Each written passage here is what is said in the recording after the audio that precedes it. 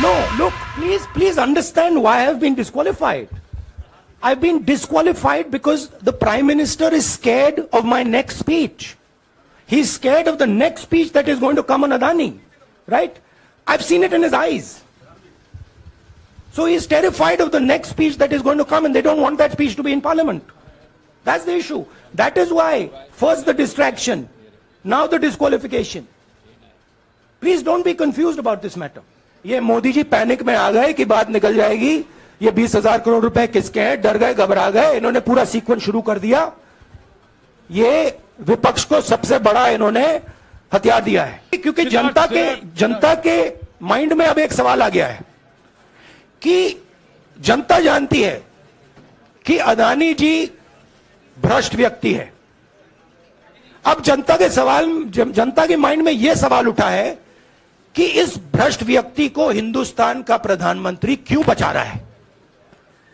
यह मतलब अब सब कुछ बीजेपी के लोग, नरेंद्र मोदी जी सब कुछ इस व्यक्ति को बचाने के लिए क्यों कर रहे हैं। दूसरा सवाल, बीजेपी के लोगों ने कहा कि अदानी पर आक्रमण देश पर आक्रमण है। मतलब इनके माइंड में देश अदानी है और अदानी देश है। बात समझिए। नमस्कार, मैं रवीश कुमार। राहुल गांधी ने अपना इरादा साफ कर दिया है कि वे डराने से, धमकाने से सवाल पूछना बंद नहीं करेंगे। पूछते रहेंगे कि गौतम अदानी का नरेंद्र मोदी से क्या रिश्ता है। आज राहुल गांधी ने प्रेस कॉन्फ्रेंस की। उनके साथ जयराम रमेश, अभिषेक मनु सिंघवी, राजस्थान के मुख्यमंत्री अशोक गहलोत और छत्तीसगढ़ के मुख्यमंत्री भूपेश बघेल भी मौजूद थे। राहुल ने कल ही कह दिया था कि हर कीमत चुकाने के लिए तैयार हैं। उनके इस ट्वीट को 53 लाख व्यूज मिले हैं। राहुल ने कहा कि वे पूछते रहेंगे कि 20,000 करोड़ रुपया जो शेल कंपनियों में लगा है वो पैसा किसका है। उन्होंने कहा कि मैंने कोई भी बयान इस तरह का नहीं दिया है विदेश में कि दूसरे मुल्कों को भारत के मामले में हस्तक्षेप करना चाहिए। इसे लेकर मंत्रियों ने लोकसभा में झूठ बोला तो उन्हें भी लोकसभा में जवाब देने का मौका मिलना चाहिए। राहुल गांधी की सदस्यता जाने से यह मामला कम गंभीर नहीं है। लोकसभा के स्पीकर को बताना चाहिए कि क्यों नहीं राहुल गांधी को अपना पक्ष रखने का मौका दिया गया। राहुल ने कहा कि वे सावरकर नहीं हैं जो माफी मांगेंगे, वे गांधी हैं, सवाल पूछते रहेंगे। राहुल गांधी सोचता है मेरा नाम सावरकर नहीं है, मेरा नाम गांधी है। गांधी किसी से माफी नहीं मांगता।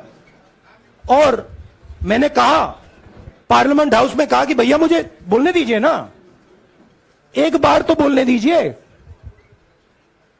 2 बार चिट्ठी लिखी, तीसरी बार मैं पर्सनली स्पीकर से जाके कहता हूं, स्पीकर सर प्लीज, आप डेमोक्रेसी के लोकतंत्र के आप प्रोटेक्टर हैं, मुझे बोलने दीजिए। मुस्कुरा आके कहते हैं भैया मैं तो नहीं कर सकता। आप नहीं कर सकते तो कौन कर सकता है? शायद मुझे जाके मोदी जी से पूछना पड़े, वो तो करने नहीं देंगे। तो मेरा जो पॉइंट है, इस देश में लोकतंत्र खत्म हो गया है। इस देश के लोग जो इनके दिल में है, हमारे दिल में है, बोल नहीं सकते हैं। इस देश के इंस्टीट्यूशन पर आक्रमण हो रहा है। और उस आक्रमण का मैकेनिज्म क्या है? उस आक्रमण का मैकेनिज्म नरेंद्र मोदी जी और अदानी जी का रिश्ता है, वो फाउंडेशन है। मैं नरेंद्र मोदी जी पर सवाल नहीं पूछ रहा हूं, मैं अदानी जी पर सवाल पूछ रहा हूं। बीजेपी अदानी जी को क्यों प्रोटेक्ट कर रही है? आप नरेंद्र मोदी जी को प्रोटेक्ट कीजिए। मैं अदानी जी पे पूछ रहा हूं, आप अदानी जी को क्यों प्रोटेक्ट कर रहे हो? आप इसलिए अदानी जी को प्रोटेक्ट कर रहे हो क्योंकि आप ही अदानी हो। इस तरह से खुली प्रेस कॉन्फ्रेंस में किसी नेता को बोलते देख प्रधानमंत्री नरेंद्र मोदी की कमी बहुत महसूस हुई। न जाने वे क्या सोचते होंगे, ये तो अक्षय कुमार ही बता सकते हैं। 9 साल हो गए, उन्होंने एक भी इस तरह की खुली प्रेस कॉन्फ्रेंस नहीं की है। बीजेपी के नेता कभी इस बात पर गर्व किया करते थे कि उनके प्रवक्ता धुआंधार बोलते हैं, सभी सवालों के जवाब देते हैं और उनके नेता बोलने के मामले में किसी से भी अव्वल हैं। लेकिन 2014 के बाद से प्रधानमंत्री नरेंद्र मोदी ने इस तरह से एक भी प्रेस कॉन्फ्रेंस, खुली प्रेस कॉन्फ्रेंस नहीं की है। इसलिए मैं कहता हूं कि पत्रकारिता के इतिहास में अक्षय कुमार का नाम ऐतिहासिक पत्रकार के रूप में दर्ज किया जाना चाहिए। राहुल आज की प्रेस कॉन्फ्रेंस में दनादन बोले जा रहे थे। उनके चेहरे पर सांसदी जाने की शिकन तक नजर नहीं आ रही थी। उन्होंने कहा कि अदानी को लेकर सवाल से बीजेपी और मोदी दोनों घबरा गए हैं, इसलिए जो नहीं बोला उसका बखेड़ा खड़ा कर रहे हैं। मैंने आप सब से काफी बार बोला है कि हिंदुस्तान में लोकतंत्र पर आक्रमण हो रहा है और इसका हमको हर रोज नए नए उदाहरण मिल रहे हैं। सवाल मैंने एक ही पूछा था,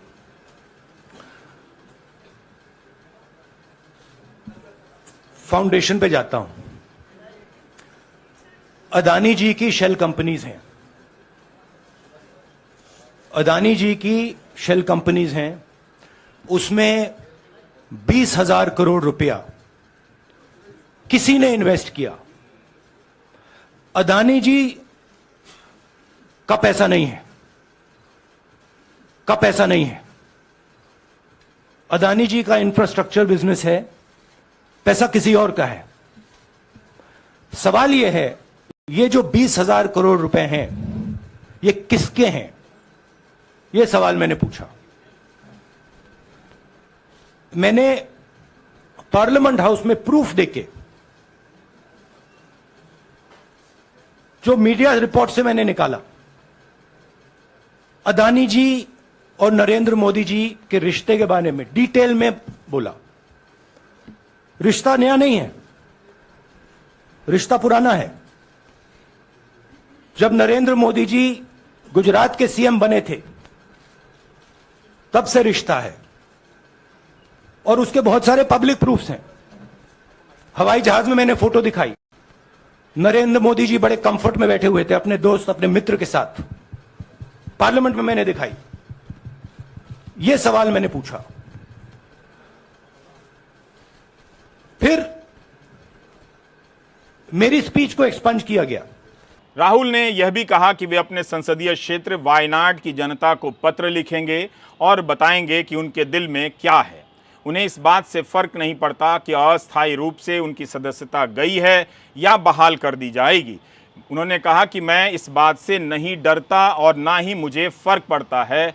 मैं अपना सवाल पूछता रहूंगा कि कथित रूप से शेल कंपनियों में जो 20,000 करोड़ आए हैं अदानी की, वो किसका पैसा है। उनका कहना है कि प्रधानमंत्री नरेंद्र मोदी उनके इस सवाल से डरे हुए हैं, इसलिए भटकाने के लिए यह सब किया जा रहा है। वे हर हाल में अदानी और मोदी के रिश्तों को उजागर करते रहेंगे। देखिए भैया, चाहे स्टेट हो, चाहे कुछ भी हो, मैं सच्चाई को देखता हूं। मुझे और किसी चीज में इंटरेस्ट नहीं है। मैं सच्चाई बोलता हूं। राजनीति में यह फैशनेबल बात नहीं है, मगर यह बात मेरे खून में है। मैं और कोई रास्ता निकाल ही नहीं सकता हूं। तो मेरा काम यह है, यह मेरी तपस्या है, जीवन की तपस्या है, उसको मैं करता जाऊंगा। चाहे मुझे डिस्क्वालीफाई करें, मारे पीटे, जेल में डाले, मुझे कोई फर्क नहीं पड़ता। मुझे अपनी तपस्या करनी है। इस देश ने मुझे सब कुछ दिया है। शांत हो जाइए। इस देश ने मुझे सब कुछ दिया है, प्यार दिया है, इज्जत दी है, इसलिए मैं ये करता हूं। तो जिस तरह से बीजेपी मोदी वाले राहुल के बयान को ओबीसी समाज के अपमान का मुद्दा बना रही है, उससे लगता है कि जल्दी ही नीरव मोदी जी, ललित मोदी जी, मेहुल चौकसी जी भारत लौट आएंगे, खुद को ओबीसी समाज का नेता घोषित कर देंगे और बीजेपी के नेता एयरपोर्ट पर उनका स्वागत करने चले जाएंगे। क्या होगा अगर नीरव मोदी और ललित मोदी ने खुद को ओबीसी समाज का नेता घोषित कर दिया, कह दिया कि उन्हें ओबीसी होने के नाते फंसाया जा रहा है? तब क्या बीजेपी उन्हें लोकसभा का टिकट दे देगी, उस ईडी को भंग कर देगी जिसने नीरव मोदी और मेहुल चौकसी के खिलाफ चार्जशीट दायर की है? क्या बीजेपी को पहले पता नहीं था कि नीरव मोदी और ललित मोदी, मेहुल चौकसी ओबीसी हैं? जब ये हजारों करोड़ रुपए का गबन कर विश्व गुरु लेवल के एकमात्र देश, दुनिया में एकमात्र देश है इस लेवल का, भारत छोड़कर भाग गए, तब भी तो ये ओबीसी ही होंगे।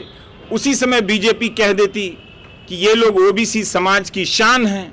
सवाल है कि क्या एक भाषण के लिए किसी सांसद की सदस्यता रद्द की जानी चाहिए, वह भी मानहानि के केस में? आए दिन नेताओं के बयान से अनगिनत समाज और व्यक्तियों की मानहानि होती रहती है। तमिलनाडु की खुशबू सुंदर जब कांग्रेस में थी तब उन्होंने भी उसी तरह के बयान दिए जिस तरह के राहुल गांधी ने दिए।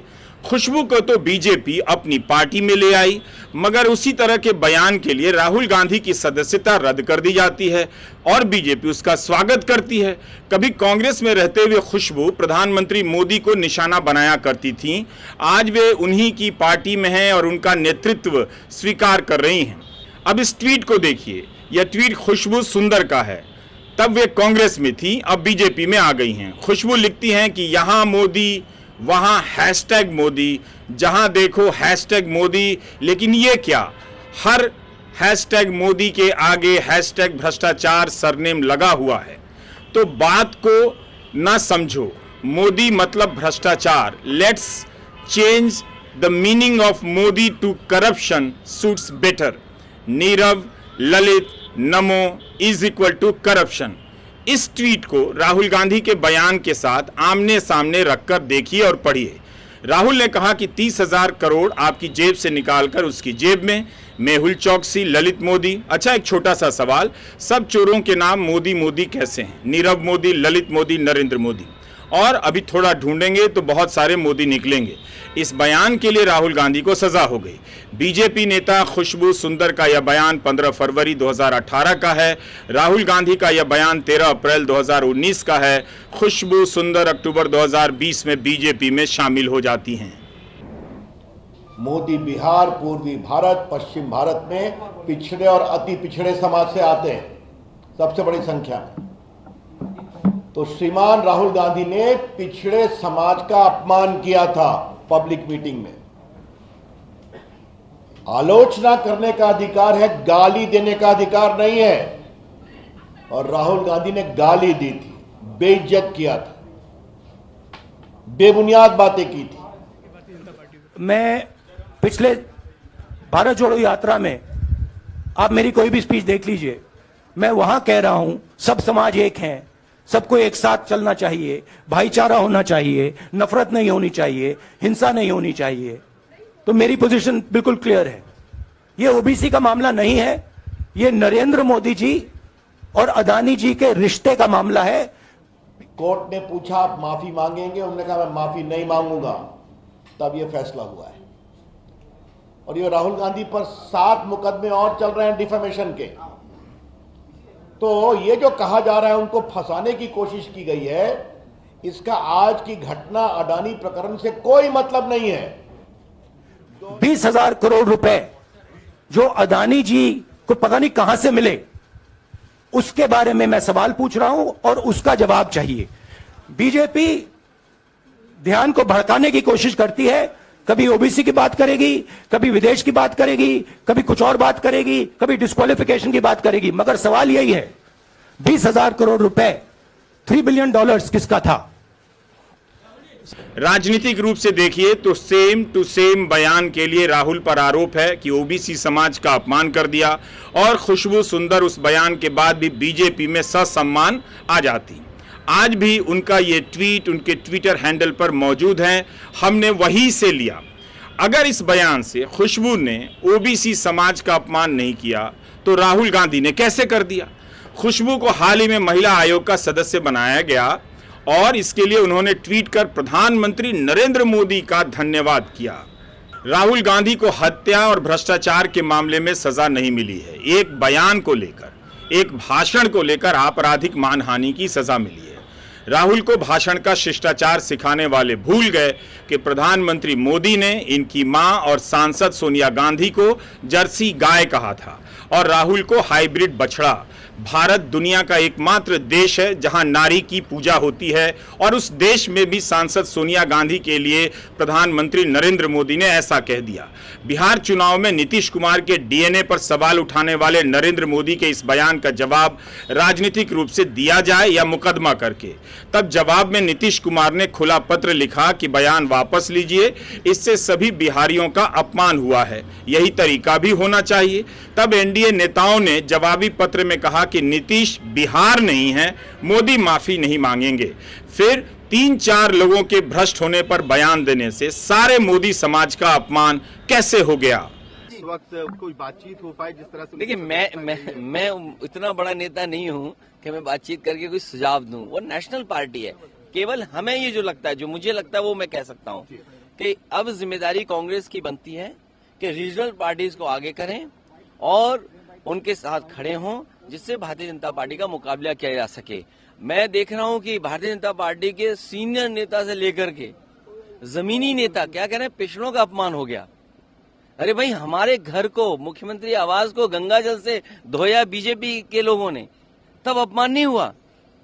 अरे भाई, पिछड़ों के घर को आप गंगा जल से धोगे। और अभी मेरा एक साथी कार्यकर्ता मिला है, इसने कहीं गंगा जल छिड़क दिया तो उस पर मुकदमा लग गया। लाओ, क्या मुकदमा लगा, दिखाओ जरा। सर, बीजेपी हमारे घर को अगर मुख्यमंत्री आवास को कहाँ ढूंढ रहे हो? मुख्यमंत्री आवास को अगर धो रहे गंगा जल से तो किसी को कोई अपमान नहीं, लेकिन जब उनके ऊपर कोई ऐसी बात आ जाए तो उस पर मुकदमा लग गया। अब बताइए, ये कार्यकर्ता हमसे मिला सुबह आके, इसने कहीं गंगा जल छिड़क दिया, तो गंगा जल का यही तो है कि इससे शुभ हो जाता है, पाप खत्म हो जाते हैं, गंगा में डुबकी लगा लो तो सब ठीक हो जाएगा। तो ये देखिए धाराएं लगी इसके ऊपर। अब धाराएं तो मैं भी नहीं पढ़ पा रहा, कौन धारा लगी है? 295 505। देखिए आप, देखिए ये धाराएं लगा दी इस पे। और हमारे मुख्यमंत्री आवास को जिन्होंने धोया, जिन पे वो गंगा जल छिड़का, क्या उन पे धारा नहीं लगनी चाहिए वाली? तो ये बीजेपी का कहना कि उन्होंने किसी का अपमान कर दिया है। अरे इनके भाषण सुनोगे अगर आप, उत्तर प्रदेश में जो भाषण दिए हैं इन्होंने तो कितना अपमान किया है। इनके ऊपर तो मानहानि दावा ज्यादा होना चाहिए। और 15 लाख जो देने की बात की थी वो मानहानि नहीं होगा कि 15 लाख रुपए तुम्हारे अकाउंट में पहुंच जाएंगे, वो मानहानि का मुद्दा नहीं बनता। आपने तो जनता के साथ और लोकतंत्र में ये वादा कर करके आप पीछे हट गए। 17 नवंबर 2016 का अमित शाह का एक बयान है। उसके अगले साल उत्तर प्रदेश में विधानसभा चुनाव होने थे। आजमगढ़ में बीजेपी की परिवर्तन रैली चल रही थी।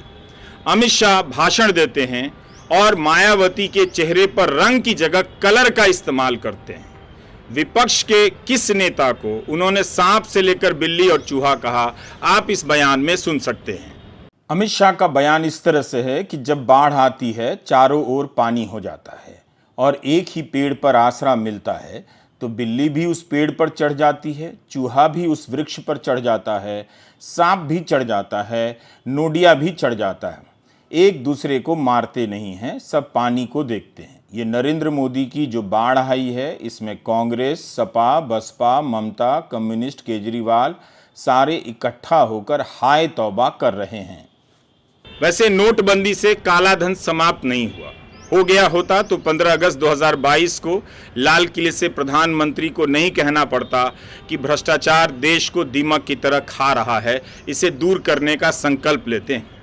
भारत के नेताओं ने महिलाओं के बारे में जिस जिस तरह से टिप्पणियां की हैं, उस हिसाब से कानूनी तो छोड़िए, उससे पहले राजनीति में रहने का उनका कोई नैतिक अधिकार नहीं बनता है। अगर इस तरह से किसी बयान को पूरे वर्ग से जोड़ा जाएगा तो जेलें कम पड़ जाएंगी।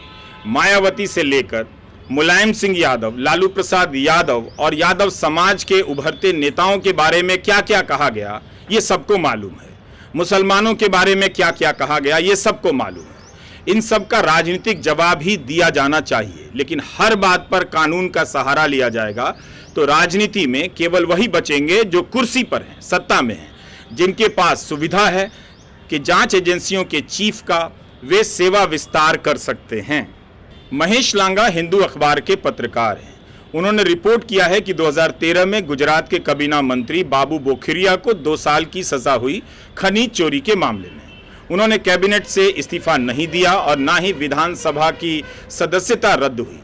सजा मिलने के 2 हफ्ते बाद उस पर रोक भी लग गई। 19 जून 2013 को गुजरात मोदी सरकार में कृषि, कोऑपरेटिव और जल संसाधन मंत्री बाबू बोखरिया, कांग्रेस सांसद भरत ओडेद्रा, कथित गैंगस्टर भीमा दुला ओडेद्रा और उसके बेटे लक्ष्मण दुला ओडेद्रा को 3 साल की सजा सुनाई गई। इन पर पोरबंदर में 54 करोड़ की लाइमस्टोन की अवैध माइनिंग का आरोप लगा था। उसके बाद 2007 में पोरबंदर के कोर्ट ने सजा सुनाई। 2006 में उस जमीन के मालिक ने शिकायत दर्ज की थी कि उनकी जमीन से इन चारों ने गैर कानूनी तरीके से खनन किया है। उसके बाद 2007 में बोखरिया को पोरबंदर एयरपोर्ट से गिरफ्तार किया गया, क्योंकि शिकायत दर्ज होने के बाद वो देश से भाग गए और भगोड़ा घोषित कर दिए गए। बाद में हाईकोर्ट ने उन्हें बेल पर रिहा कर दिया। यानी भगोड़ा घोषित और बेल पर रिहा आदमी को 2012 की गुजरात में मोदी सरकार ने मंत्री बनाया। बोखरिया का जब मामला आया तब तक सुप्रीम कोर्ट का फैसला नहीं आया था। उसके 1 महीने बाद जुलाई 2013 में सुप्रीम कोर्ट ने दोषी पाए जाने और सजा होने पर अपने आप अयोग्य ठहराने का फैसला दे दिया। तब कोर्ट ने ऑटोमेटिक तरीके से अयोग्य ठहराए जाने को सही माना था। उस समय कांग्रेस के नेताओं ने गुजरात विधानसभा के स्पीकर को पत्र लिखा था कि बाबू बोखरिया से विधानसभा की सदस्यता से इस्तीफा देने को कहा जाए। उस समय नरेंद्र मोदी गुजरात के मुख्यमंत्री थे। बोखरिया को एक तरह से मौका भी मिला, जो आगे चलकर इस मामले में बरी भी हो गए। साफ है कि इन सब बातों का नैतिकता से कोई लेना देना नहीं है। सत्ता का अपने हिसाब से इस्तेमाल हो रहा है। अभी राहुल के साथ जो हुआ है उस पर ही ठीक से बहस नहीं हुई कि खलिहर लोग ये सवाल ठेलने लगे हैं कि क्या अब विपक्ष एकजुट होगा। अगर विपक्ष एकजुट नहीं होगा तो क्या इस तरह से जांच एजेंसियां और कानून का इस्तेमाल कर विपक्ष को खत्म कर दिया जाएगा? उसके बचने की एकमात्र शर्त क्या यही होनी चाहिए और उन पर कोई नैतिक दबाव नहीं होना चाहिए जो राजनीतिक रूप से इन फैसलों का समर्थन कर रहे हैं और जिन पर जांच एजेंसियों के दुरुपयोग का आरोप है। देखिए, राहुल गांधी जी के संबंध में हड़बड़ी में 24 घंटे के अंदर जिस प्रकार से फैसला लिया गया वह इसको दर्शाता है कि केंद्र की जो सरकार है वो हताशा में, बौखलाहट और बौखलाहट में इस तरह की कार्रवाई की जा रही है। आखिर लोकतंत्र है, उसकी कोई प्रक्रिया होती है। कोर्ट का जो फैसला होता है वो चुनाव आयोग जाता है, चुनाव आयोग के माध्यम से वो स्पीकर के यहाँ पहुँचता है, तब वो फैसला होता है। अब ये 10 घंटा के अंदर सारी प्रक्रिया पूरी कर ली जाए तो इससे साफ झलक रहा है कि इसमें केंद्र सरकार की कहीं न कहीं भूमिका है, सक्रिय भूमिका है। और यह भूमिका जो निभाया है केंद्र सरकार ने वो बौखलाहट में निभाया है। वो हताश हो चुके हैं। जनता का जो उनसे विश्वास हट रहा है उसके कारण हताश है, लेकिन वो चिंता नहीं करे। इस देश की जनता बहुत सजग है, सब देख रही है। 2024 में एक एक उनके कदम का हिसाब ले। 21 सितंबर 2017 की यह खबर इकोनॉमिक टाइम्स की है। केंद्र सरकार ने कहा कि सजा मिलते ही सांसद या विधायक की सदस्यता तुरंत नहीं जानी चाहिए। उन्हें सजा पर रोक हासिल करने और अपील का अधिकार मिलना चाहिए। लिली थॉमस केस में सुप्रीम कोर्ट ने फैसला दिया कि सजा मिलते ही सीट छोड़नी पड़ेगी। जो हाल देश की राजनीति और पुलिस से लेकर कोर्ट का है, वहां किसी अदालत से सजा के इस तरीके से इस्तेमाल से कोहराम मच सकता है। सुप्रीम कोर्ट के इस आदेश पर बहस होनी चाहिए थी और होनी भी चाहिए। आज एक याचिका भी दायर हुई है। सामाजिक कार्यकर्ता और पीएचडी स्कॉलर आभा मुरलीधरन ने सुप्रीम कोर्ट में याचिका दायर कर लोक प्रतिनिधित्व कानून की धारा 8(3) की संवैधानिकता को चुनौती दी है। याचिका में कहा है कि सजा मिलते ही सदस्यता का चले जाना अवैध है। याचिका में यह भी कहा गया है कि यह धारा संविधान की भावना के विरुद्ध है, अल्ट्रा वायरस है, क्योंकि यह एक निर्वाचित सांसद या विधायक की बोलने की आजादी पर अंकुश लगाती है। इसके कारण उसके वोटर ने जो जिम्मेदारी सौंपी है उसे नहीं निभा पाता है। याचिका में यह भी कहा गया है कि अयोग्य ठहराने से पहले अपराध की प्रकृति, गंभीरता, भूमिका, नैतिक मापदंड, अभियुक्त की भूमिका, इन सब की ठीक से जांच होनी चाहिए। कहने का मतलब है कि आप किसी सांसद को अयोग्य ठहरा रहे हैं तो ये काम निचली अदालत के फैसले के आधार पर ही नहीं होना चाहिए। सांसद को भी अपील का अधिकार मिलना चाहिए। उसकी सदस्यता फैसला आते ही रद्द हो जाए और अपील का अधिकार ना मिले या उचित नहीं है। बीजेपी के नेता यह सब नहीं कह रहे हैं जो कि कहना चाहिए, बल्कि इसे संविधान की जीत बता रहे हैं, तो कभी ओबीसी समाज के अपमान की सजा बता रहे हैं। राष्ट्रवादी राजनीति करने का दावा करते हैं। वैसे याचिका में कहा गया है कि 2 साल की सजा होने पर अयोग्य ठहराने की बात ही गलत है। आज कई अखबारों ने राहुल के मामले को लेकर कड़ा संपादकीय लिखा है। कहा है कि राहुल को अयोग्य ठहराना बदले की राजनीति को लेकर गंभीर सवाल खड़े कर रहा है। बीजेपी ने लगता है अब उन अखबारों में छपने वाली खबरों की चिंता छोड़ दी है, जिसमें कभी तारीफ छप जाया करती थी तो गोदी मीडिया हंगामा करता था कि विदेशों में प्रधानमंत्री का नाम हो गया है। लेकिन राहुल गांधी की सदस्यता रद्द करने की घटना इतनी साधारण भी नहीं है कि इसे केवल प्रधानमंत्री की चुनावी जीत से निपटा दिया जाए। यह वो मामला है जो आने वाले दिनों में बीजेपी के भावी पीढ़ी के नेताओं को भी तमाम बहसों में कमजोर करता रहेगा। जिस पार्टी के नेताओं के भाषण का रिकॉर्ड किसी भी पार्टी के नेताओं के रिकॉर्ड से कम खराब नहीं है, वह पार्टी एक भाषण के लिए राहुल गांधी की सदस्यता जाने पर प्रेस कॉन्फ्रेंस कर रही है और इसे सही ठहरा रही है। इतनी ही प्रेस कॉन्फ्रेंस अदानी समूह पर लगे आरोपों पर बीजेपी कर लेती तो आज कम से कम यह पता चल जाता कि अदानी समूह को लेकर जो खबरें आई हैं उन पर भारत की सबसे मजबूत और बड़ी पार्टी क्या सोच रही है, प्रधानमंत्री नरेंद्र मोदी क्या सोच रहे हैं। दुनिया भर के अखबार इस घटना को उसी तरह से देख रहे हैं जिस तरह से देखा जाना चाहिए, जिस तरह से आज़ाद प्रेस में इस घटना को देखा जाना चाहिए। राहुल गांधी आज की प्रेस कॉन्फ्रेंस में काफ़ी आक्रामक थे।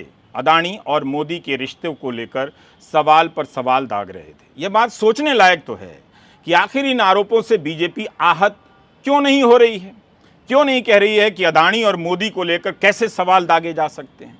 इसकी बजाय इन आरोपों को नज़रअंदाज कर ओबीसी के अपमान का सहारा ले रही है।